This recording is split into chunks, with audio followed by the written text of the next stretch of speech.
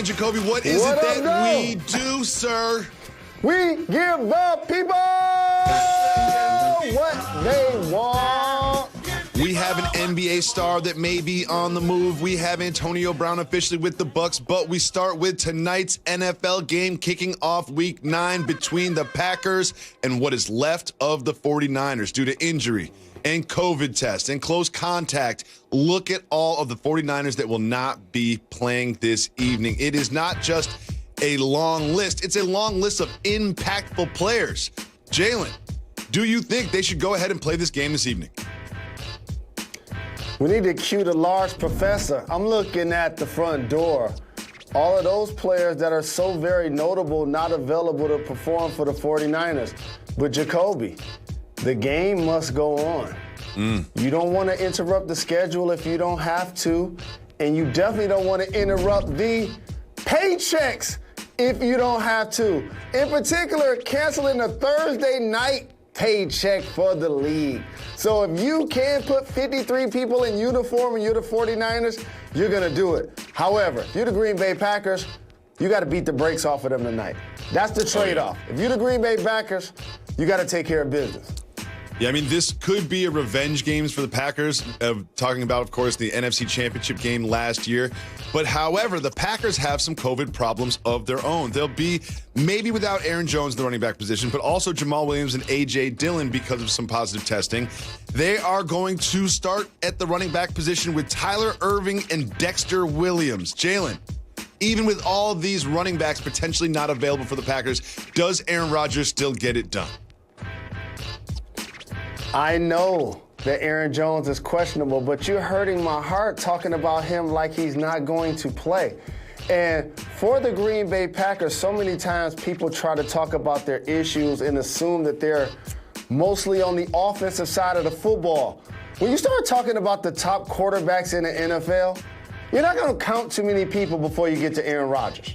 When you start talking about the top wide receivers in the game, you're not going to count too many people before you get to Devontae Adams, who just had almost 200 yards the other day. When you talk about top running backs in the league, you're not going to count too far before you get to Aaron Jones. They actually have a set of triplets. Their problem is their run defense.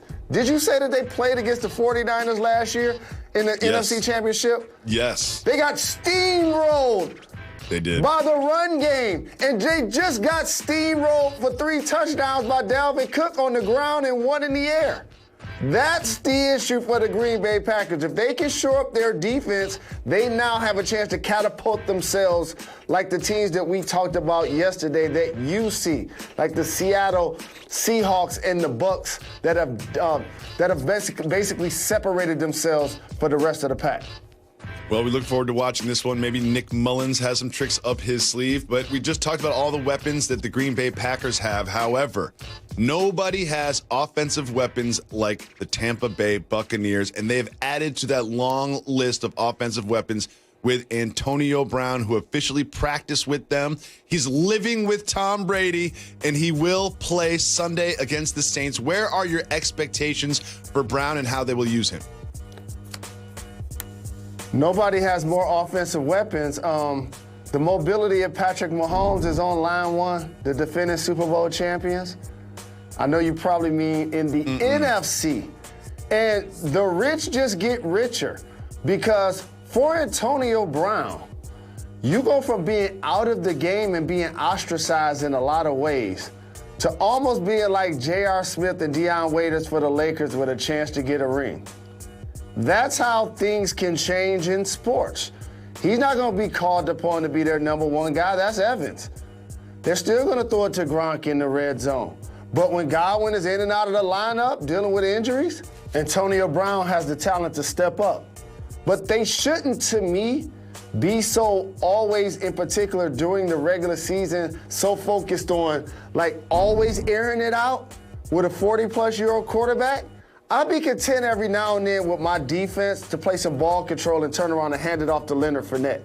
That's the one thing they got to make sure that adding this other weapon doesn't force them to do, and that's get away from playing complementary football.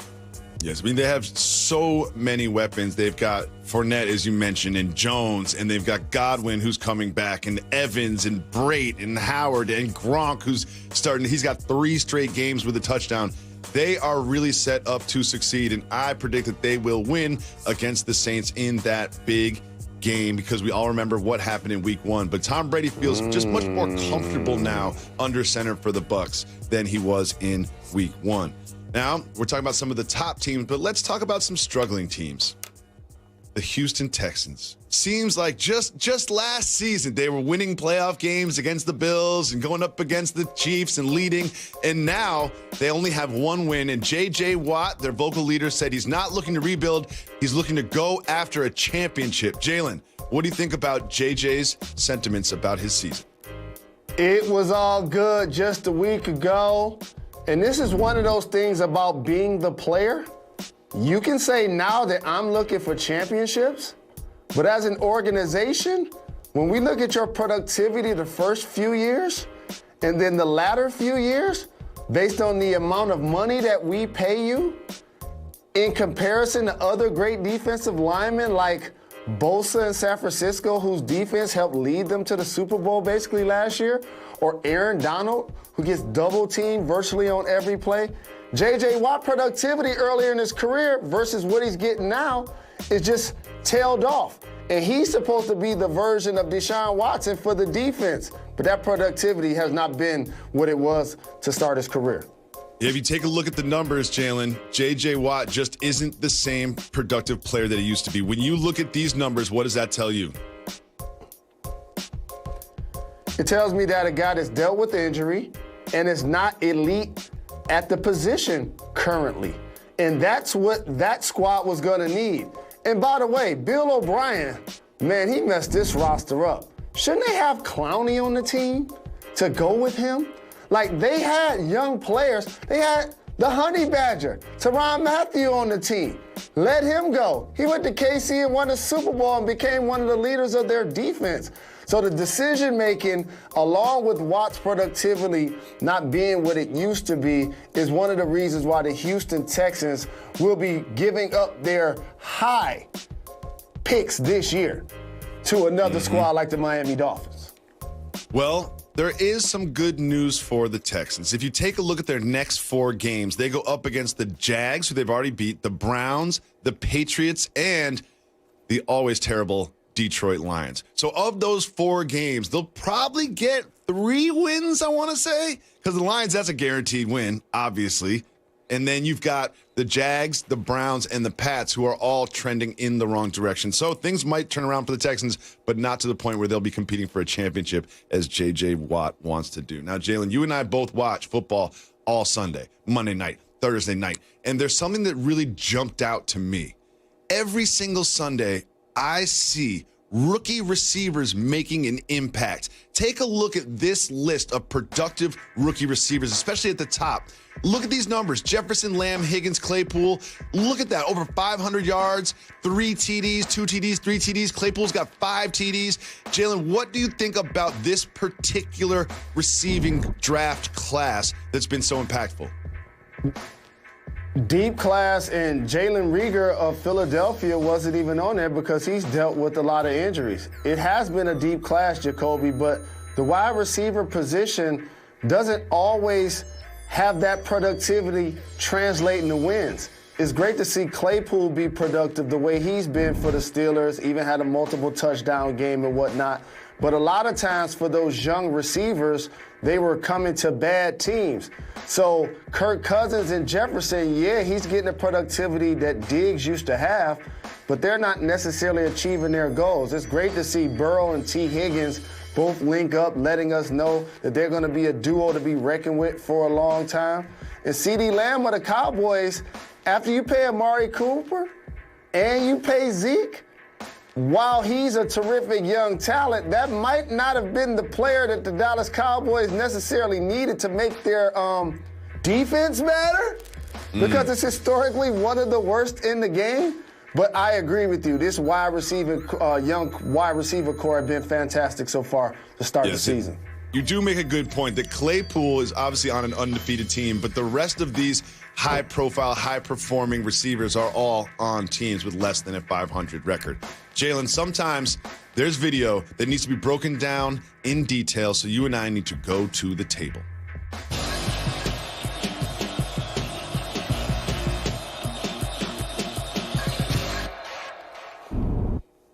Jalen, take a look at this video. I love it so much. Look at this young basketball player learning the game, right? He just wants to get a dunk off. Nope. Finish that. Shot.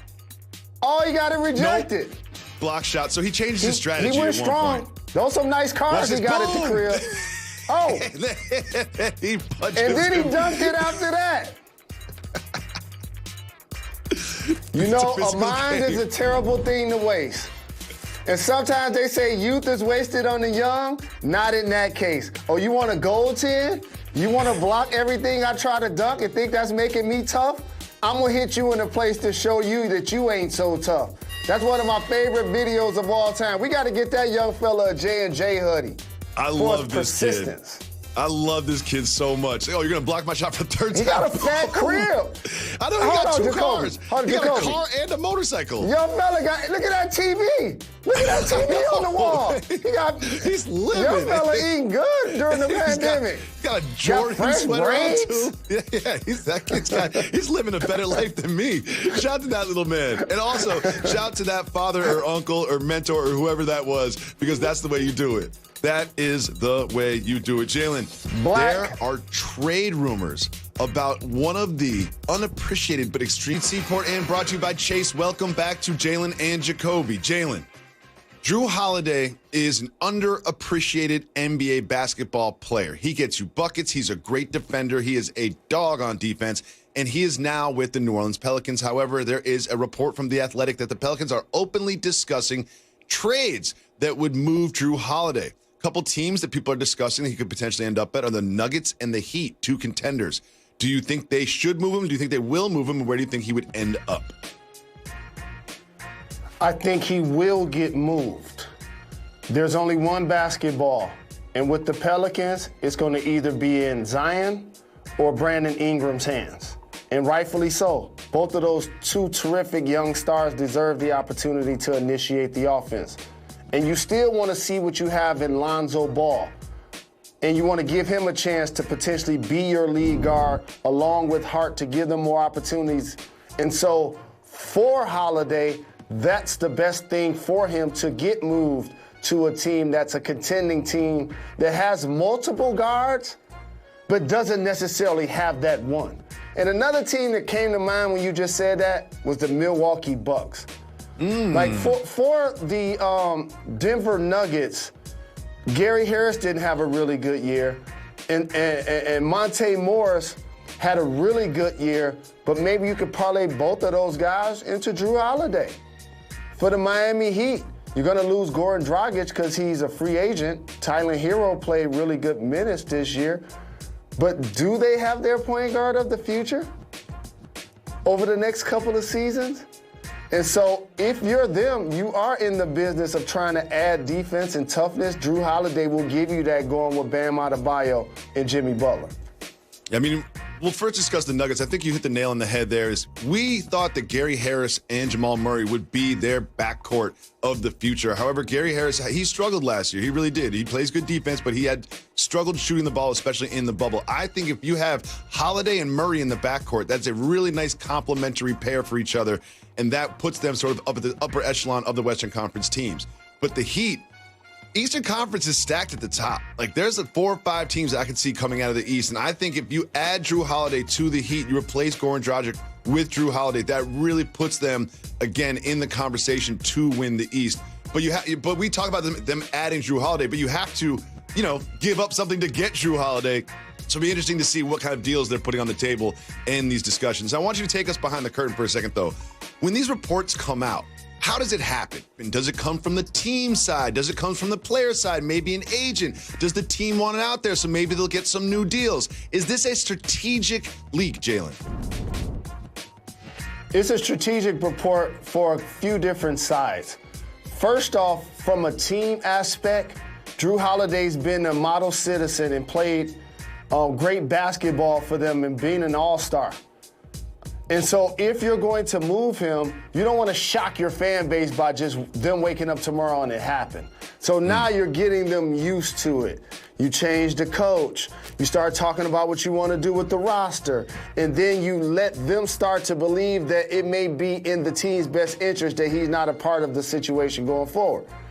And then if you're the player and or the agent, you want them to know that your time is expired where you are. Drew Holiday's time is expired with the Pelicans. So if he's going to leave, he definitely want to go to a contender, especially after he just saw his brother Anthony Davis go run with LeBron and win a championship. And so based on that, he would love to be in the situation. So it happens from all sides, from the player agent side, from the team and management side as well. Well, one thing I saw from the Pelicans in the bubble was they played absolutely no defense, especially protecting the rim. They were just getting guys going to the lane and getting layups all day on them, and losing Drew Holiday certainly doesn't make them better on the defensive end. We have some other news in the NBA, Jalen. Remember, Game 6 of the NBA Finals was on October 11th, and now it looks like they are close to a deal that would start the season on December 22nd. It would be a 72-game season. Jalen, what do you think about this report and how quickly they want to turn around the season? This is one of those things you don't want to not take advantage of the Christmas Day stage. That has been real estate that the NBA has owned for so very long. And as somebody that has worked on Christmas Day every season since 2007, it's really important as you grow from having one East Coast game to one West Coast game to 4 teams playing until now 5 total games and 10 teams playing. You want your fan base to see your players that day. The problem is if you're going to have your teams play, you need the marquee guys to be there. And LeBron James is the marquee player in the NBA. So when you're counting down those days, that's the player that you're talking about going into the 18th year with his 4 championships. So what I believe is going to happen is you have a player like LeBron and a team like the Lakers. Yeah, you start on the 22nd. You obviously play on the 25th. And then you idle that team scheduled all the way down. You idle it all the way down as much as possible and get yourself towards MLK Day. And then now you expect players like a LeBron and teams like the Lakers and the Heat that made it to the finals to kind of play that abbreviated 72-game schedule almost as it's laid out. But don't think because it starts on the 22nd, because you want to get ready for the 25th, it's going to be full throttle for a guy like LeBron James, and rightfully so. His body's going to need that extra time to heal. Jalen, I have some bad news for your Detroit Lions. Matthew Stafford is on the COVID reserve list. However, he has not tested positive. He was in close contact with a high-risk person. That was on Monday. So there's a protocol where you get 5 days. If he can be negative results for 5 days, he would be available to face the Vikings. Well, how do you think this impacts the Lions' tilt against the Vikings on Sunday? Oh, no Stafford, no win. Miami, when they take out Fitzpatrick, their backup is Tua. When the Lions take out Matthew Stafford, our backup is Chase Daniel. And so we're going to need Matthew Stafford in the lineup. He still continues to perform like a top 10 player. And I want him to go into the Hall of Fame. The only way that's going to happen, if he gets to a winner.